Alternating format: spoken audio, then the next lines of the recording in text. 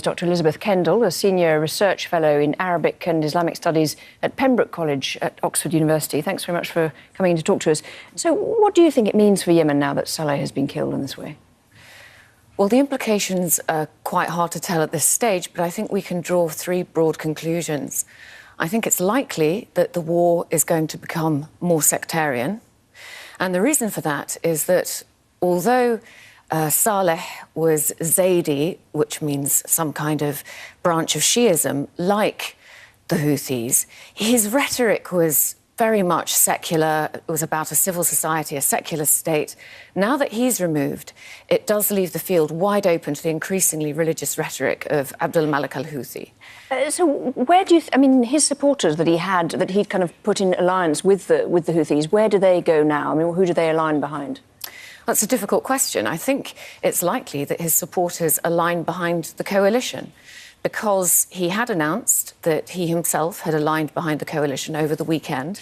And now that the Houthis have claimed the assassination of Saleh, they will probably seek revenge. And what that means is that the war may also become more proxy, because without the forces that Saleh brought to the table, to the Houthi alliance, the Houthis may need to seek additional support elsewhere, and that could mean increasing vulnerability to the involvement of Iran and its Lebanese proxy Hezbollah. And interestingly, one of the Houthi spokesmen this evening has suggested that, or has blamed Saleh's behaviour, his kind of attempt, what they've called a coup, on involvement of the UAE. So that's sort of drawing in the kind of the proxy side of things even more, isn't it? And the Houthis have already started firing missiles at the UAE recently, haven't they? The Houthis have claimed to fire a missile at the UAE at a nuclear station, actually, in Abu Dhabi over the weekend. UAE did deny that.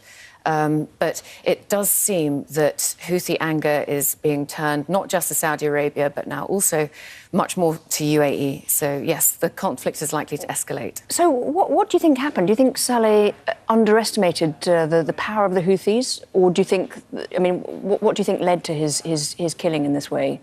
Well, I think Saleh had been trying to do some kind of backdoor deal to extract himself, perhaps without the need for any transitional justice from the Houthi alliance for some time. We saw cracks appear actually very openly in August when there were fractures between the Houthis and Saleh. But perhaps this was now the optimal time for him to pull out. And I think that there had been some deal in the offing that was being negotiated with Saudi Arabia and with the UAE for some months. And so presumably now there's no possibility of any kind of negotiated deal in the short term, at least? Well, I don't think there's any possibility of a deal with the Houthis. They will be buoyed by this, what they will perceive as a successful revenge assassination. I think this makes negotiating with the Houthis much more difficult.